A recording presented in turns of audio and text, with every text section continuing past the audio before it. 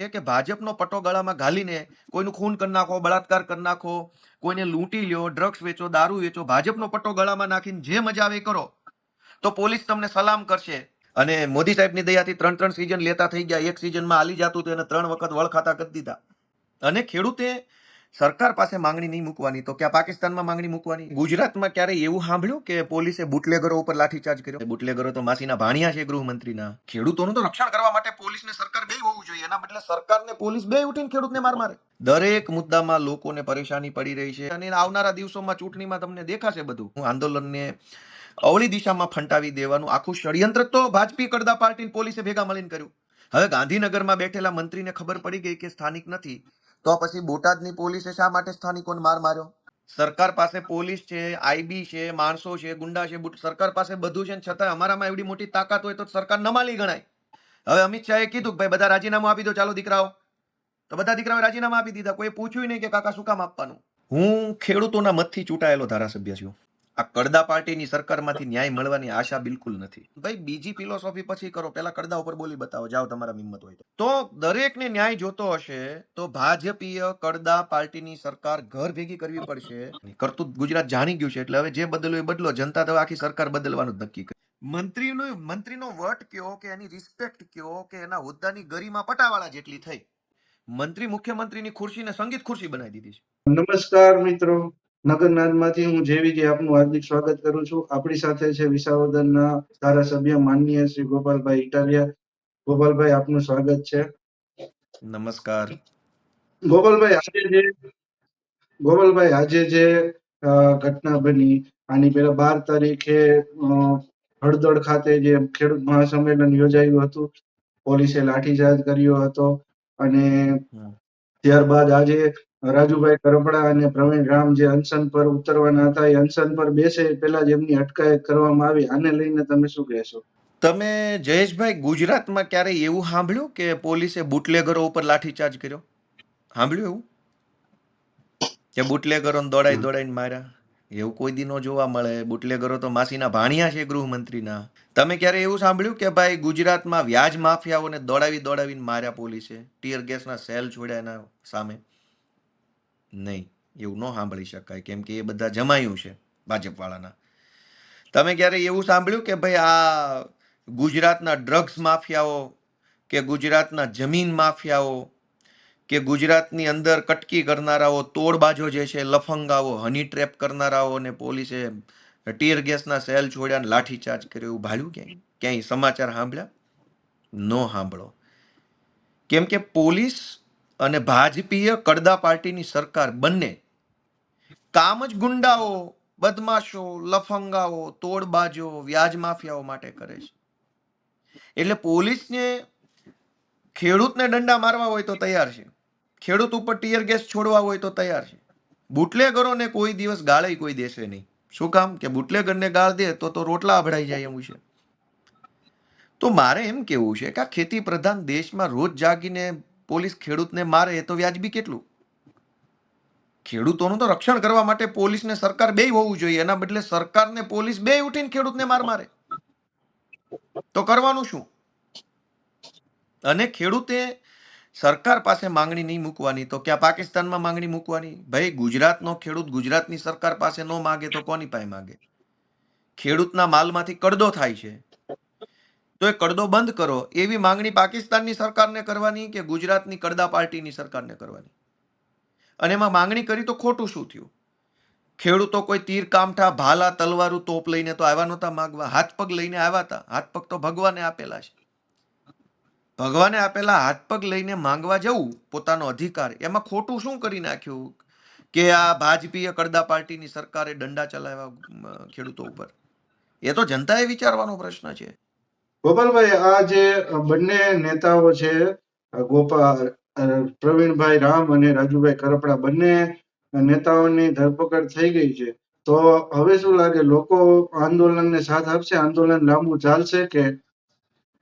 લોકો થાકી ગયા છે ભાજપથી, લોકો ત્રાહિમામ થઈ ગયા છે ભાજપની સરકારથી. દરેક મુદ્દામાં લોકોને પરેશાની પડી રહી છે, ચાહે શિક્ષણનો મુદ્દો, ચાહે રોજગારનો મુદ્દો, ચાહે આરોગ્યનો મુદ્દો, ચાહે રોડ રસ્તાનો મુદ્દો, ચાહે જમીનનો મુદ્દો, ચાહે ખેતીનો મુદ્દો. દરેક મુદ્દે જનતા ત્રાહિમામ પોકારી ગઈ છે. એટલે જનતાનો સાથ 100% નહીં પણ 1000% આમ આદમી પાર્ટીને મળવાનો છે. અને આવનારા દિવસોમાં ચૂંટણીમાં તમને દેખાશે બધું કે ભાજપી કડદા પાર્ટીની શું હાલત થાય છે. ગોપાલભાઈ, આ પોલીસે 85 જેટલી એફઆઈઆર કરી છે. એમાં મોટા ભાગે જે નામ છે એ સુરેન્દ્રનગર વિસ્તાર બાજુના હોય એવું દેખાય છે. પણ ધોકા તો સ્થાનિકોને મળ્યા. આ હમ. કેટલી હદે યોગ્ય કહેવાય? એ જ તો ભાજપનું ષડયંત્ર હતું ને. અમે એ જ તો કહીએ છીએ. અમારી પહેલા જ દિવસથી વાત શું છે કે હળદરની અંદર હિંસા કરવાનું, હળદરની અંદર લોકો ઉપર અત્યાચાર કરવાનું, લોકોને મારવાનું અને આંદોલનને વીખી નાખવાનું, આંદોલનને અવળી દિશામાં ફંટાવી દેવાનું આખું ષડયંત્ર તો ભાજપી કડદા પાર્ટી પોલીસે ભેગા મળીને કર્યું. ગાંધીનગરમાં બેઠેલા ભાજપી કડદા પાર્ટીના મંત્રી એવું કહેતા હતા એના મીડિયા બાઇટમાં કે કોઈ સ્થાનિકો નહોતા, ત્યાં બહારના માણસો હતા. હવે ગાંધીનગરમાં બેઠેલા મંત્રીને ખબર પડી ગઈ કે સ્થાનિક નથી, તો પછી બોટાદની પોલીસે શા માટે સ્થાનિકોને માર્યો? પોલીસ પોતે સ્થાનિક છે, જનતા સ્થાનિક છે, એકાબીજાને ઓળખતા હોય. એનો અર્થ એ થયો કે ભાજપની જ ભાષામાં ભાજપવાળાનું ષડયંત્ર ખુલ્લું પડી ગયું છે. ખેડૂતોની જે વ્યાજબી માંગણી હતી કડદા પ્રથા બંધ કરવાની, એને આડાપાટે ચડાવી દેવા, એ મુદ્દો ભૂલવાડી દેવા અને ખેડૂતોને દોષિતને આરોપી બનાવી દેવા માટે, ખેડૂત વિરોધી માહોલ કરવા માટે થઈ અને ષડયંત્ર કર્યું ભાજપે અને પોલીસે. અને એ એમના જ મોઢે ખુલ્લું પડી ગયું. એક બાજુ એ લોકો એમ કહે છે કે સ્થાનિક નતા અને એક બાજુ એના એ લોકોએ સ્થાનિકોને માર્યો. એનો અર્થ શું સમજવાનો કે આ ષડયંત્ર છે. અને ઘણા લોકો એવું કહે છે કે આ જે તોફાનો છે, તોફાનો પાછળ મુખ્ય હાથ આમ આદમી પાર્ટીના નેતાઓનો છે, કાર્યકરોનો છે. એના વિશે તમે શું કહેશો? અરે ભાઈ, અમારા હાથ એટલા બધા મજબૂત હોય તો આ નમાલા નિષ્ફળ ગૃહમંત્રીને કાઢી મૂકો ને અમારા હાથમાં સરકાર આપો.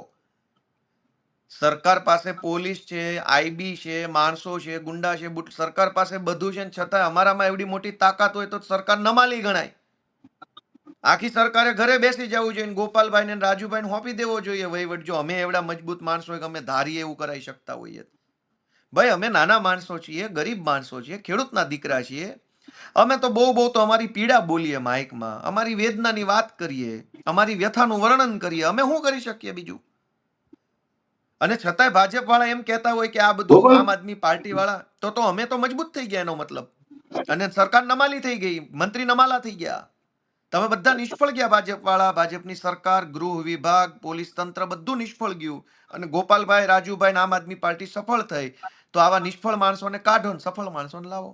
તો એનો અર્થ એવો નીકળ્યો. ગોપાલભાઈ, ધારાસભ્ય તરીકે કે કોઈ પાર્ટીના કાર્યકર તરીકે નહીં, પણ એક વકીલ અને કાયદાના જાણકાર તરીકે મારે તમારી પાસેથી એ જવાબ જોઈએ છે કે હમ લોકો છે એ એના ઘરમાં હોય, કોઈ પણ તોફાન થાય છે, લોકો ઘરમાં ઘૂસી જાય, કોઈ સુરક્ષા માટે ઘૂસી ગયા છે, કે બે પાંચ લોકો એવા હોય જે તોફાની હોય, તો શું એના ઘરમાં ઘૂસીને બહાર કાઢીને મારવા અને એને ઘરની અંદર તોડફોડ કરવી, આ કાયદાકીય રીતે આ યોગ્ય કહેવાય કે નહીં? અને આનાથી લોકશાહીના હિમાયતી લોકો છે એમાં શું સંદેશ જાય? ને એટલે તમે કયા કાયદાની વાત કરો છો?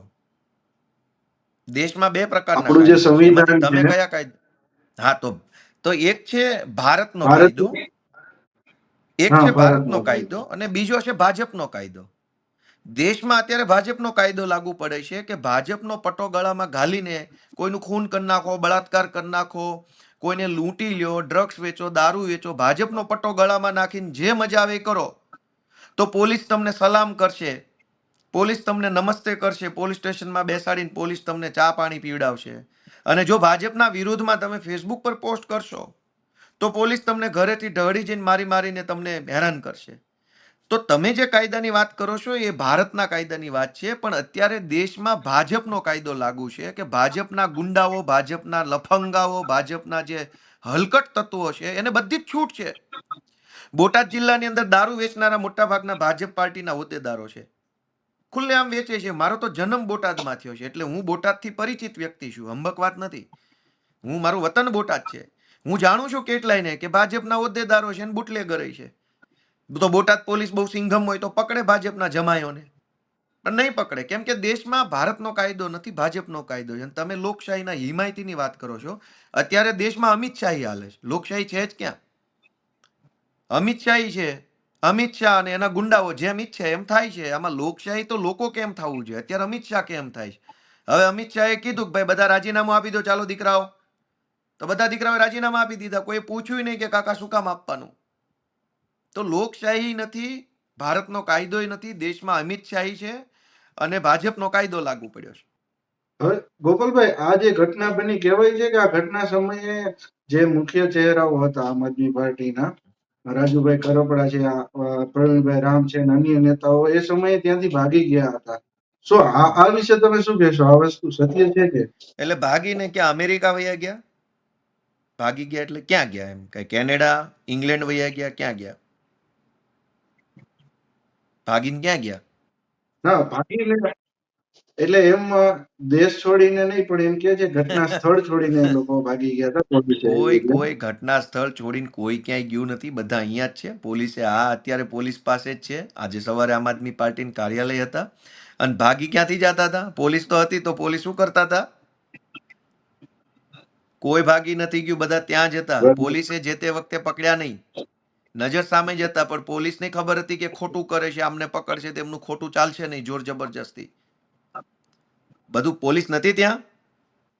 હવે આ સમગ્ર ઘટના દરમિયાન ગોપાલભાઈ તમે ક્યાંય દેખાણા નહીં, અને ખેડૂતો એવું કહેતા હતા કે કોઈ આવે કે ન આવે, ગોપાલભાઈ તો આવશે જ. એવા પણ ઘણા વિડીયો વાયરલ થયા હતા કે ખેડૂતો આશા લઈને બેઠા હોય કે ગોપાલભાઈ આવશે અને હું ગોપાલભાઈ કંઈક કરશે. કેમ કે તમે જ્યારથી ચૂંટણી જીતા છો તો તમારું એક કદ નાયક તરીકે અને તમને લોકો જોવા લાગ્યા છે એવું તો નથી. કે ભાઈ કંઈક એવું હોય તો લોકોને આશા બંધાઈ ગઈ છે કે અહીંયા કંઈક થશે તો ગોપાલ આવશે, એમ લોકો વાટ જોઈને બેઠા હોય. તો ગોપાલભાઈ આવશે એમ કાગડોળે ખેડૂતો રાહ જોઈને બેઠા હતા. અને તો આ ઘટના સમયે તમે કેમ નતા ગયા? મારે આજથી છે ને 15-20 દિવસ પહેલા પાર્ટીમાં અમારા જે વરિષ્ઠ નેતા હોય એની હારે ચર્ચા થયેલી હતી, અમારા ઈશુદાનભાઈ, મનોજભાઈ કેજરીવાલ સાહેબ, કે હું 13 તારીખ, 14, 15, 16 અને 17 આટલા દિવસ સુધી મારા અંગત પારિવારિક કામમાં વ્યસ્ત રહીશ, તો હું કોઈ પણ પ્રકારની જાહેર પ્રવૃત્તિમાં સમય નહીં આપી શકું. એટલે મેં રજા લીધેલી હતી. અને થોડુંક મારું વ્યક્તિગત પારિવારિક થોડુંક એક મહત્વનું કામ હતું. એટલે મારું અગાઉથી નક્કી હતું કે હું 13 તારીખથી લઈ 17 તારીખ સુધી તમે મને કોઈ પ્રોગ્રામમાં ક્યાંય નહીં જુઓ. આ તો બોટાદવાળી ઘટના એકની વાત નથી, તમે કોઈ ઘટનામાં મને તમે ફિઝિકલી હાજર નહીં જુઓ, કેમ કે હું મારા જરાક વ્યક્તિગત કામમાં જોડાયેલો હતો. થોડુંક કામ મારું પેન્ડિંગ હતું, એ મારે પૂરું કરવું હતું. એટલે હજુ આવતીકાલે મારો આખો દિવસ બાકી છે, 17 તારીખ. એટલે આજે કાલે તમે નહીં જુઓ, પછી તમે મને જોશો. એટલે બધાની વાત વ્યાજબી છે, પણ કેટલીક બાબતો જાહેર કરવાની હોતી નથી કે ભાઈ હું મારા પારિવારિક વ્યક્તિગત કામમાં વ્યસ્ત છું, એવું કંઈ મારે જાહેરમાં ઢોલ વગાડવાનો હોતો નથી. મારા 5 નેતાઓને મેં કીધું હોય કે સાહેબ હું આ કામમાં છું, તો હમણાં 5 દિવસ હું ક્યાંય આવીશ નહીં કોઈ જગ્યાએ કામમાં, પાછો હું લાગી જઈશ. એટલે ખેડૂતોને ખ્યાલ ન હોય કે હું મારા થોડાક વ્યક્તિગત કામમાં જોડાયેલો છું. હજુ કાલનો એક દિવસ બચ્યો છે. આજે આપણે 16 તારીખે આ રેકોર્ડિંગ કરીએ છીએ. હજુ 17 તારીખ આખો નીકળી જાય, 18 તારીખથી હું જાહેરમાં કામે લાગવાનો છું. ગોપાલભાઈ, એવું સાંભળ્યું છે કે તમે આજે તમારો પહેલો પગાર છે આ ખેડૂતોને માટે અર્પણ કરો છો, એના વિશે કંઈક? હું ખેડૂતોના મતથી ચૂંટાયેલો ધારાસભ્ય છું. એટલે હું ધારાસભ્ય છું, એમાં મારી કોઈ મહાનતા નથી, ખેડૂતોની મહાનતા છે કે ખેડૂતોએ મને આશીર્વાદ આપ્યો છે, પ્રેમ આપ્યો છે અને મને નેતૃત્વ કરવાની તક આપી છે. એટલે ખેડૂતોના પ્રતિનિધિ તરીકે, ખેડૂતના દીકરા તરીકે, ખેડૂતના હમદર્દ તરીકે મારી એ જવાબદારી છે કે ખેડૂતો માટે આપણે જે કાંઈ કરી શકીએ, બોલીને, કામ કરીને, વિચારોથી, કે જે રીતે જે કરી શકાય એ કરવું, એ મારી જવાબદારી છે. હળદળ ગામમાં ભાજપીય કડદા પાર્ટી અને પોલીસની ષડયંત્રના કારણે જે ગામજનો, ખેડૂતોના ઘરની અંદર તોડફોડ થઈ, હિંસા થઈ, એમને કંઈક નાનું મોટું નુકસાન થયું હશે, તો મેં એવું નક્કી કર્યું કે ભાઈ ખેડૂતોને નુકસાન થયું છે, હવે અત્યારે કંઈ બધાની પાસે પૈસા હોય એવું જરૂરી નથી. તો નાનું મોટું નુકસાન થયું છે, બધા પૈસા તો હું કદાચ ન આપી શકું, પણ ફૂલ નહીં તો ફૂલની પાખડી, મને ધારાસભ્ય તરીકે જે પગાર મળે છે એ પગારમાંથી હું જે વ્યક્તિઓને મદદની જરૂર હોય, અને જે વ્યક્તિને નાની મોટી મદદ જોઈતી હોય એને હું મને જે ખેડૂતોના મતના કારણે જે પગાર મળે છે એમાંથી હું આપીશ, એટલે એમાં મારી કાંઈ મહાનતા નથી અને મારું કાંઈ છે નહીં. આ હોદ્દોય મારો નથી ને પૈસાય મારા નથી, બધું ખેડૂતોનું છે ને ખેડૂતોને દેવાનું છે. આપણે તો ખાલી શું છે કે નિમિત્ત બનવાનું છે, આપણું પોતાનું થોડું કંઈ છે. તો વિસાવદરના ખેડૂતો મને મત ના આપતા તો હું ક્યાં ધારાસભ્ય ને ક્યાં પગાર ને ક્યાં બધું થવાનું હતું. તો હોદ્દોય ખેડૂતોનો છે, વટ એ ખેડૂતોનો છે, આ માન સન્માન મને મળે એ ખેડૂતોનું છે, ને પૈસા મળે એ ખેડૂતોના છે, ને ખેડૂતોને દેવાના છે. જે થાય એ સારું કામ કરવાનું છે, એવો મેં નિર્ણય કર્યો છે એમ. ગોપાલભાઈ, મેં એક વિડીયો જોયો હતો રાજુભાઈ કરપડાનો. એમાં એ અપીલ કરતા હતા કે 31 તારીખે, આવનારી 31 તારીખે માનનીય શ્રી અરવિંદભાઈ કેજરીવાલ ગુજરાત પધારવાના છે અને મહાપંચાયત યોજવાની છે. તો હમ શું આ વસ્તુ સત્તાવાર રીતે સત્ય છે? અને જો હોય તો હમ કેજરીવાલ સાહેબ ગુજરાતમાં આવી અને ખેડૂતોને ન્યાય અપાવી શકશે? ખેડૂતોને ન્યાય હવે આમ આદમી પાર્ટીની સરકાર બને ને ત્યારે જ મળવાનો છે. આ કડદા પાર્ટીની સરકારમાંથી ન્યાય મળવાની આશા બિલકુલ નથી. એટલે અરવિંદ કેજરીવાલજી ગુજરાતના ખેડૂતોના હમદર્દ છે અને દેશભરમાં જ્યાં ક્યાંય પણ અન્યાય, અત્યાચાર, શોષણ થતું હોય ત્યાં બુલંદ અવાજ બનીને અરવિંદ કેજરીવાલજી હંમેશા ઊભા હોય છે. ગુજરાતના ખેડૂતોના સાથે કડદો થઈ રહ્યો છે અને એ બાબતે અવાજ ઉઠાવવા માટે અરવિંદ કેજરીવાલજી ગુજરાતમાં આવવાના છે.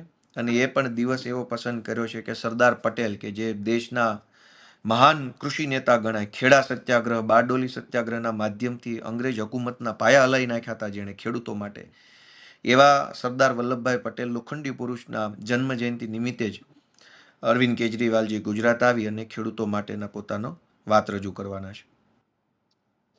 ગોપાલભાઈ, એ જ દિવસે 31 તારીખે આપણા વડાપ્રધાન નરેન્દ્ર મોદી પણ ગુજરાત આવે છે. તો ખેડૂતોની જ વાત ચાલે છે, તો તમને શું લાગે આ વખતે ખેડૂતોને કઈ આવીને દિવાળી ભેટ આપશે ખરા? ભાઈ, ભેટ કોને કહેવાય ભાઈ જયેશભાઈ? કે તમે તમારા પરિવારમાંથી કોઈ વસ્તુ મિલકત વેચી દો ને એ 2 પૈસા મહેનતના પૈસાથી ગોપાલભાઈને બોલપેન આપો ને ભેટ કહેવાય. ગોપાલભાઈનું ધ્યાન ન હોય એમ ગોપાલભાઈના ખિસ્સામાંથી 5,000 રૂપિયાનું બંડલ હેરવી લ્યો અને એમાંથી 2,500 રૂપિયા ગોપાલભાઈને આપો તે ભેટ ન કહેવાય, એ કલાગીરી કહેવાય.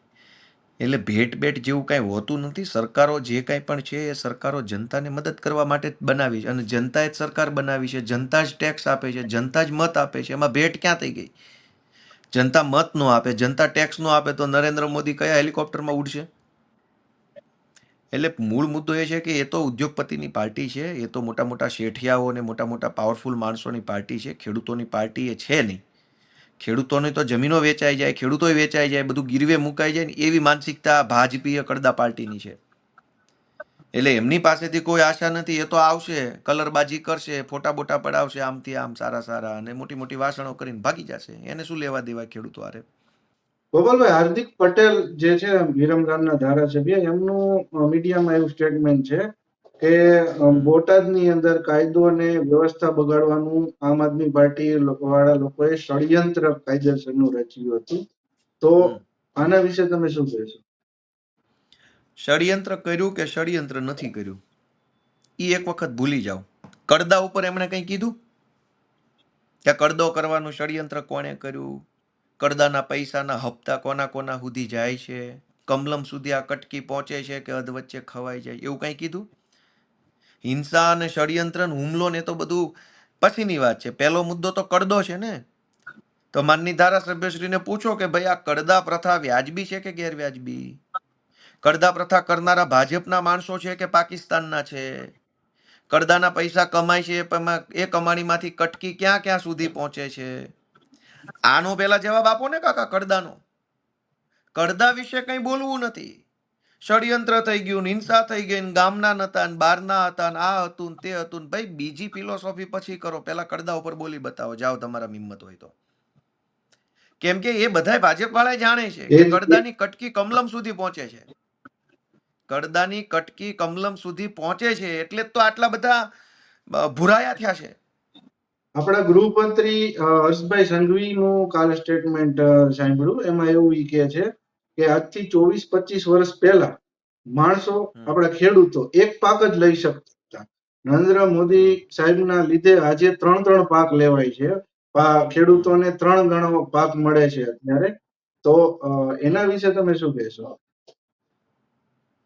પહેલી વાત તો એ છે કે એ મંત્રી નથી હવે, એનું લઈ લીધું છે દિલ્હીવાળા શહેનશાહે રાજીનામું, એટલે મંત્રી બંત્રી કાંઈ છે નહીં હવે, એ બધું પતી ગયું, બોર્ડ પૂરું. બીજી વાત કે પહેલા ખેડૂતો એક પાક લેતા હતા અને હવે 3 પાક લે છે. પણ એને કોઈ પૂછ્યું હોત કે કયો પાક, તો એમ કે મેથી પાક. એને ક્યાં પાકમાં ખબર પડે કયો પાક ને કયો નહીં પાક? ભાઈ, મારા જન્મથી મને સાંભળે છે, હું ગામડામાં મોટો થયો છું, ખેતીવાડી મેં જોઈ છે. જેના કૂવામાં જેના બોરમાં સક્ષમતા સગવડતા હોય એ લોકો 3 પાક કરતા જ હતા, વર્ષોથી કરતા હતા.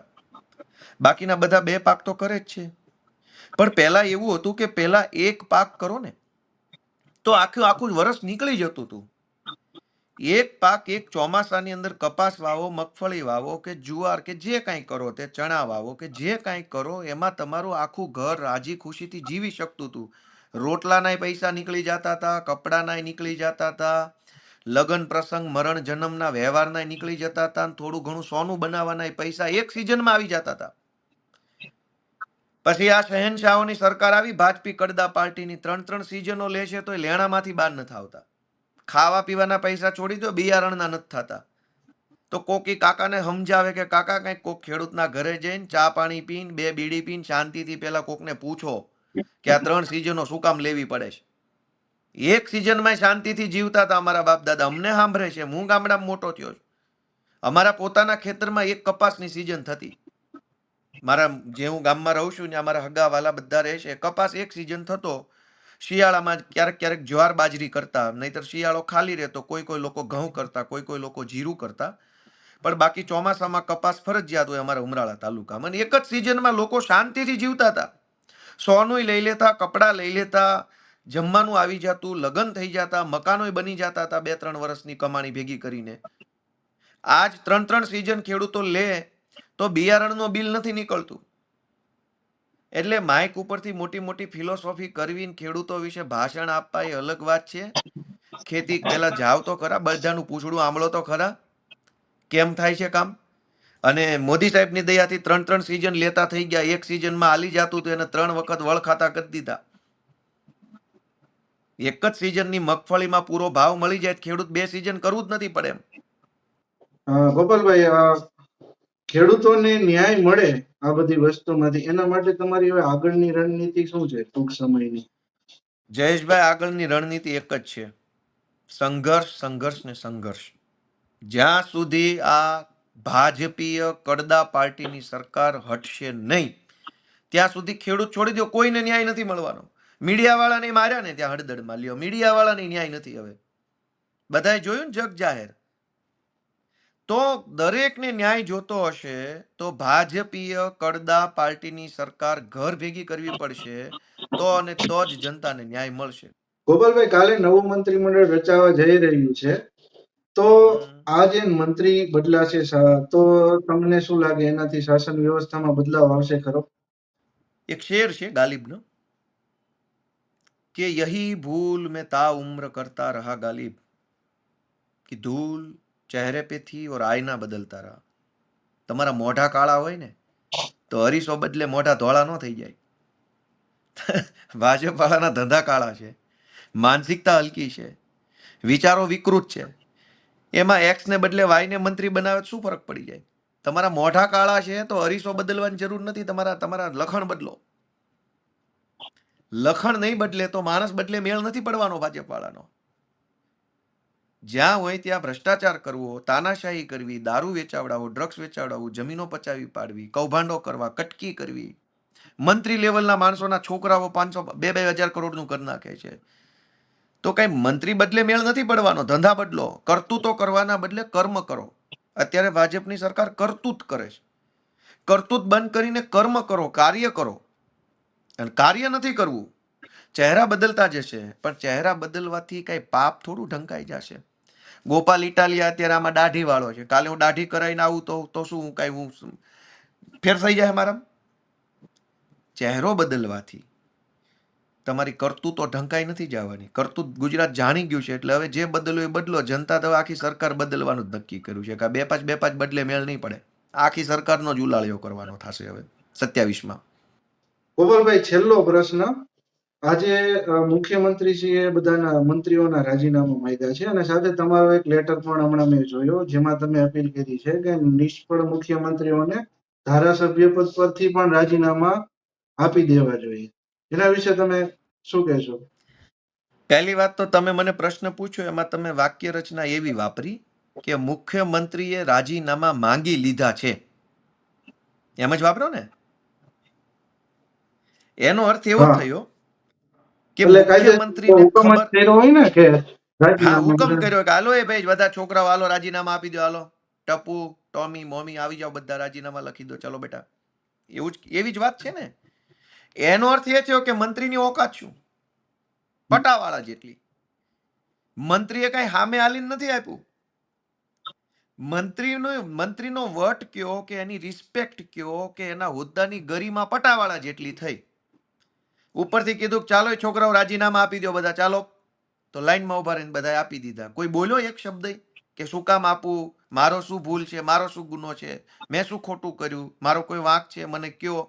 કોઈ દલીલ નહીં. મૂંગા મોઢે નીચા મોઢે કાળા કામ કરતા રંગિયાત પકડાઈ ગયા હોય ને એવા મોઢા રાખીને લખી દીધા રાજીનામા.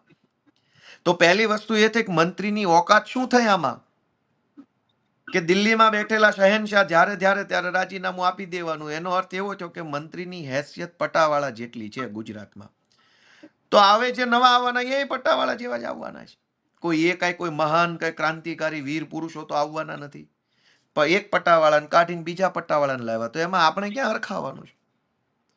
ગુજરાતની સરકારમાં મંત્રીની હેસિયત આટલી જ છે કે દિલ્હીની સલ્તનતમાં બેઠેલા શહેનશાહ એમ કે બેટા રાજીનામું, એટલે દીકરો રાજીનામું આપી દે. એમ કે બેટા મંત્રી, તો દીકરો તાલીઓ પાડે. આમાં જનતા ક્યાં હરખાવાનું છે. આ તો એના ઘરની વાત છે. અને ભાઈ જયેશભાઈ, તમે તો બહુ જાણકાર પીઢ માણસ છો. મંત્રી અને મુખ્યમંત્રીની ખુરશી છે ને એ સંવૈધાનિક હોદ્દો છે, સંવિધાનથી બનેલી જગ્યા છે. એની બહુ મોટી ગરિમા અને બહુ મોટું મહત્વ છે. પણ આ ભાજપીય કડદા પાર્ટીની સરકારે મંત્રી મુખ્યમંત્રીની ખુરશીને સંગીત ખુરશી બનાવી દીધી છે. શાળામાં સંગીત ખુરશી આવતી, 5 ખુરશીઓ હોય, દોડતા હોય 10 જણા. ખ્યાલ છે તમને? પછી ઓલું ડગ ડગ ડગ ડગ ડગ ડગ ડગ વાગે અને ડગ ડગ ડગ ડગ બંધ થાય એટલે બધા બેસી જવાનું, જેના હાથમાં આવી એની ખુરશી, સંગીત ખુરશી. આ ગુજરાતમાં અત્યારે સંગીત ખુરશી છે. દિલ્હીની સલ્તનતમાંથી શહેનશાહ ડગ ડગ ડગ ડગ ડગ કર્યું એટલે 15 મંત્રી ઉભા થઈ ગયા, 15 દોડવા માંડ્યા. હવે કાલે બપોરે 11 વાગે ડગ ડગ ડગ ડગ બંધ થશે એટલે 10 જણા મંત્રી બની જશે અને 10 ઘર ભેગા થઈ જાય. ક્યાં સંવિધાન, ક્યાં હોદ્દાની ગરિમા, ક્યાં પ્રોટોકોલ, કઈ નહીં. પટાવાળા લેવલની ઓકાત કરી નાખીશ મંત્રીઓની. ડગ ડગ ડગ ડગ થાય એટલે ખુરશીઓ મંડે ડોલવા. સંગીત ખુરશી જેવી મંત્રીની ખુરશી છે, સર્કસ જેવી સરકાર છે. આમાં જયેશભાઈ હું મારે ને તમારે ચર્ચા કરવાની કયો? હું આમાં ચર્ચા કરવાની? ક્યાંય છે સરકાર? સર્કસ, સંગીત ખુરશી હાલે છે. મંત્રી બચારો પટાવાળા લેવલનો ના નથી પાડી શકતો કે કાકા હું રાજીનામું નહીં આપું, અને માગી લીધું રાજીનામું. એનો અર્થ એવો, એટલે પછી તમે તમે બોલ્યા ને કે માગી લીધું, એનો અર્થ એટલે એવો કે મુખ્યમંત્રીએ પોતે કબૂલ્યું કે ભાઈ આ બધા નિષ્ફળ છે, આ ટોળું આખું ફેલ ગયું છે, આનાથી કાંઈ થાય એમાં નાકામ માણસો છે, આ નિષ્ફળ માણસો છે, એવું સરકારે પોતે કબૂલ્યું. તો મેં માંગણી કરી કે મુખ્યમંત્રીએ પોતે જ્યારે રાજીનામું માંગી લીધું, એનો અર્થ એમ કે મુખ્યમંત્રી પોતાના મંત્રીઓને નિષ્ફળ માને છે અને મંત્રીઓએ કોઈ પણ પ્રકારની દલીલ કર્યા વગર ચૂપચાપ હેઠા મોઢે રાજીનામા આપી દીધા. એનો અર્થ એમ કે મંત્રી પણ માને છે કે હું નિષ્ફળ ગયો છું, મારી કોઈ હેસિયત નથી, હું તો પટાવાળો છું. જો મુખ્યમંત્રી નિષ્ફળતાને સ્વીકારતા હોય, મંત્રી પોતે નિષ્ફળતાને સ્વીકારતા હોય, તો એવા માણસને હવે ધારાસભ્ય બનવાનો કાંઈ હક નથી. કેમ કે મંત્રી તરીકે નિષ્ફળ ગયેલો માણસ ધારાસભ્ય તરીકે શું કરી લેશે? ધારાસભ્યનો હોદ્દો ઊંચો કે મંત્રીનો ઊંચો? મંત્રીનો. જેને મંત્રી બનાવ્યો મંત્રી 1.5-2 વર્ષ, અને મંત્રી રહ્યા પછી જે માણસ નિષ્ફળ ગયો, હવે એને ધારાસભ્ય શું કામ રહેવા દેવો છે? નિષ્ફળ ગયો એટલે તો રાજીનામું લીધું. હવે એવા નિષ્ફળ માણસને ધારાસભ્ય તરીકે રહેવાનો હક શું છે? તમે મંત્રીમાં હાલો એમ નથી, તો ધારાસભ્ય તો શું હાલવાના? વાત એમ છે. ખૂબ ખૂબ આભાર ગોપાલભાઈ, અમારી સાથે જોડાયા બદલ ધન્યવાદ. Thank you thank you thank you